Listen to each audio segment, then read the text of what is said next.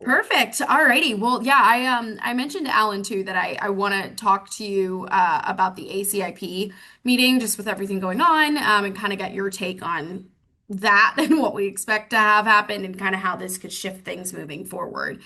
Right. So I guess we'll just kind of start with that, with the meeting tomorrow. What are kind of the biggest talking points do you think heading into it? Yes, I think folks are now getting an inside view to the details of how some of the regulatory processes work. It's probably a little bit TMI for most of us, but normally this is a committee of experts that advises the CDC and for many years has done so really faithfully, some really trusted folks who are experts in the field. And they usually meet much earlier in the year so that we're all set knowing what vaccines we need for the fall.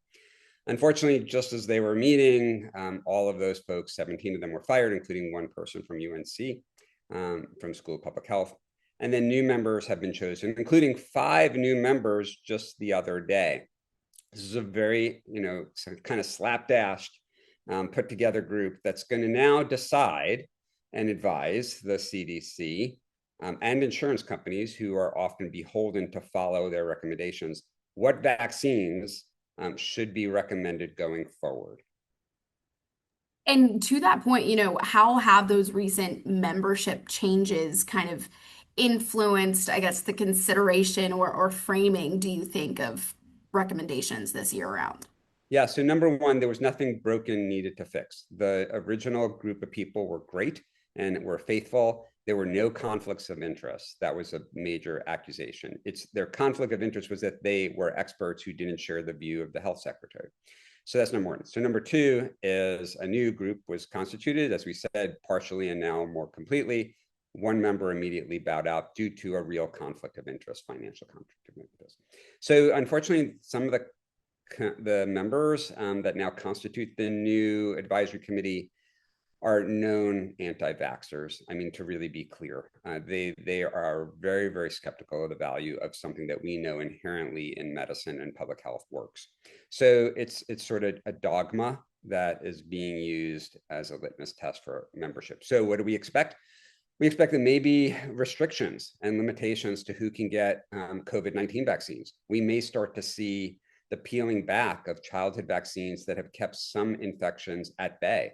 We don't have much hepatitis B in this country. That's because we vaccinate against it. And probably the rest of the world should follow in our footsteps. So rolling back hepatitis B vaccination is an open door. Now that may take, a decade or two. And will people remember that this group of people under this administration did it? Who will be held responsible 10, 15, 20 years when we see a resurgence of hepatitis B? And who will be blamed? So I really worry that this can happen without immediate consequences for a long time, and we won't really we won't remember the fingerprints that got put onto some of these recommendations. So I'm a little concerned that there will be some limitations made to vaccines, which again are really good and effective and have helped keep people alive and survive for a long time. Yeah, and also, I was glad you brought up Hep B because I was also going to bring up MMR. That seems to be brought up in discussion as well. What are your thoughts, again, just on these childhood vaccines that for years, have been proven to keep kids safe, and now this potential rollback on them? Yeah, I think hopefully MMR, the actual MMR, the old school vaccine will hopefully not, no one can predict what anyone's going to do, especially nowadays. But I think MMR probably be okay. There is a newer version that also has varicella chickenpox vaccine in it. That one might be a target we're hearing that provides a single dose rather than 2 doses of the MMR, so it's convenient and gets you varicella, which, could be good because a lot of folks do want to be vaccinated against chickenpox, something we don't see as much anymore. We used to, including severe cases and brain infection. Look, I think that it's very hard to predict. This is not based upon scientific rationale. So it's very hard to know what's going on. If you go by the science, nothing's broken. These vaccines work. The schedule has been fine.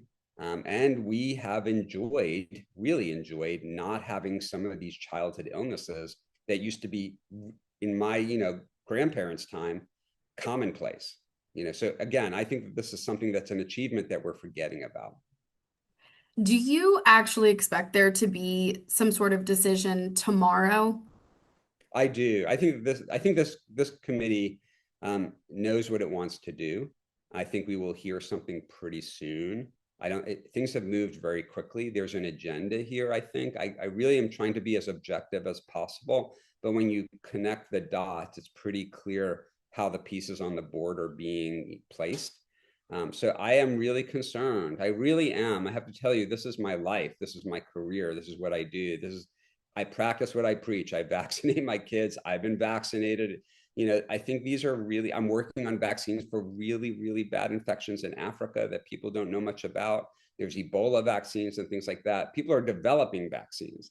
But to hear that there's this pushback against vaccines, and now we hear, in Pakistan, there's militants who are kidnapping vaccine workers because they have misinformation about polio vaccine. This is all really just ends of a spectrum that I feel is really dangerous for our public health. If, or when they, basically change recommendations for a vaccine, what's the implementation, I guess, timeline, so to speak? Like, how soon are these decisions going to start affecting everyday American families? Yeah, I think the effect could be immediate. Now, the response is what we have to see. Because right now, we're working on a rubric, on a framework that existed for many years that was fine, where this committee's recommendation were statutorily adopted by insurers in certain states. So I think we're going to have to see whether or not that will still hold, or will there be some departure from that. We should mention that there are medical groups, like those that represent pediatricians and OBGYNs and others, that have issued their own recommendations and will push back against this. Insurers could decide, I guess, under certain circumstances, to follow those recommendations rather than from the CDC. So I think there's a lot up in the air. It may depend upon where you live. That depends upon whether or not you can get access to this, or whether or not it'll still be free. Right now, we know there's incredible confusion about COVID-19 vaccines and where you can get them, and if you can get them. And if you're like me and 61 and don't have any of the underlying conditions that increase your risk for severe COVID, even though I'm a frontline worker, I am not eligible, according to the FDA and the Secretary of Health and Human Services, for a COVID-19 shot.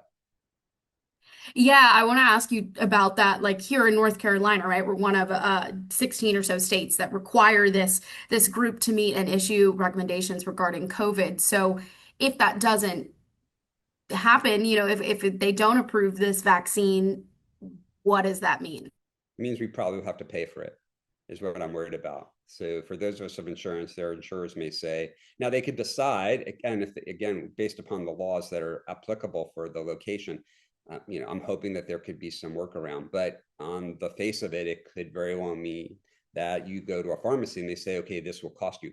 I can tell you that has become an issue already this week, where people are trying to get the vaccine, and clinics want to provide it, but they're worried that the person will get sticker shock from a bill. Pharmacies also seem to be unclear about what's going to happen.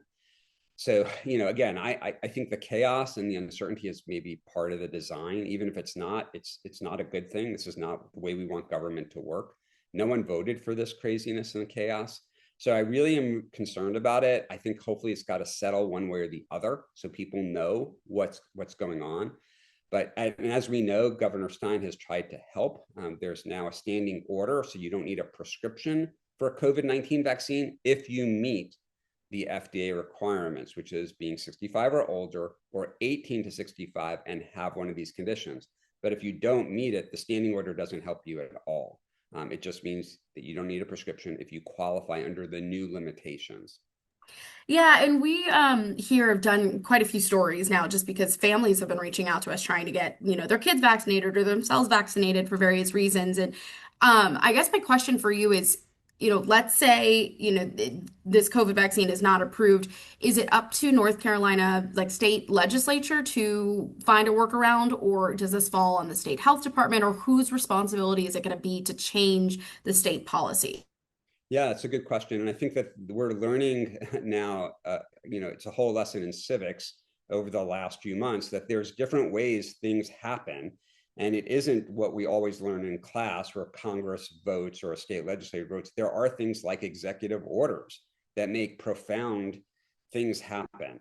So we do know in New York, for instance, and a couple of other states, executive orders based upon declaring an emergency by the governor has led to full access to the vaccines. So not just a standing order, but saying this is an emergency. Now, we can criticize that, but there's been lots of emergencies that have been issued nationwide that have led to executive orders. And I think some of the tools that have been used federally are being used at state government levels. So it's hard to predict what the best responses would be and how this would line up. Probably there are some options. This is probably not the last word from this committee. I think different states will take different tacks on how they can get access to more people. Again, we're not talking about mandates. We're not talking about this is something that everyone should have a COVID-19 shot.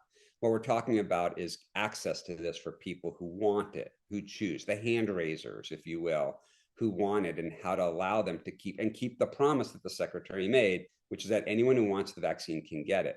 Well, that's not true if you can't get it because your pharmacy won't give it to you, or if it costs $300.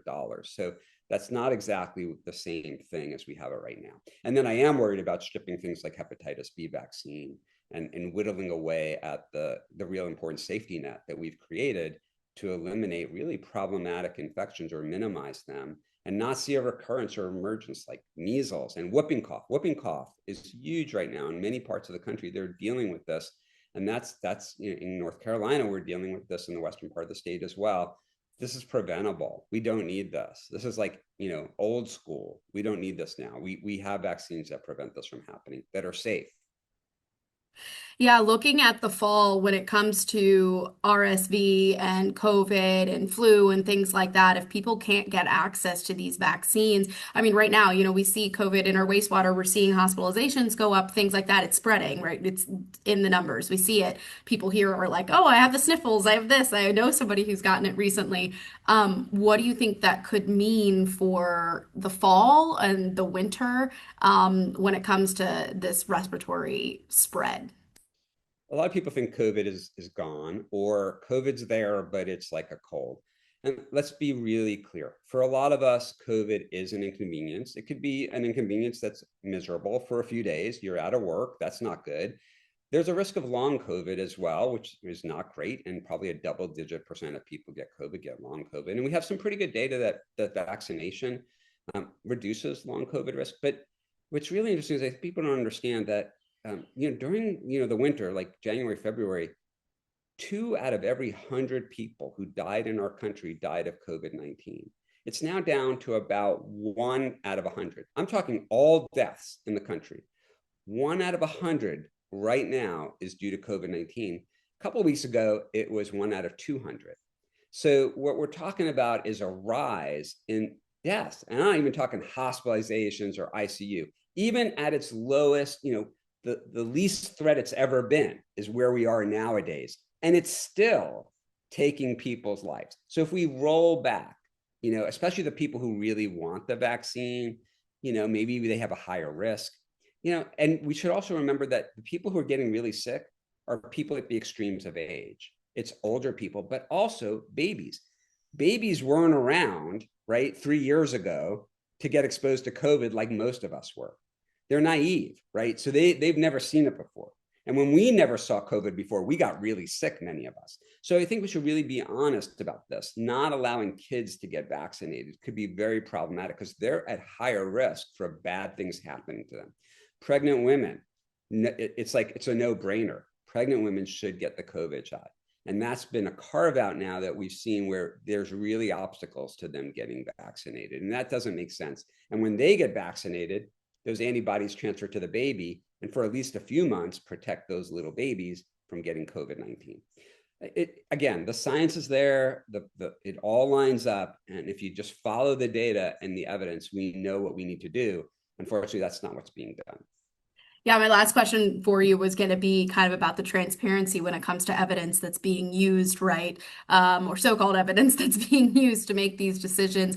When you think about public skepticism and things about vaccines, I guess what can be done from this ACIP process and from a physician standpoint to improve that trust with the public?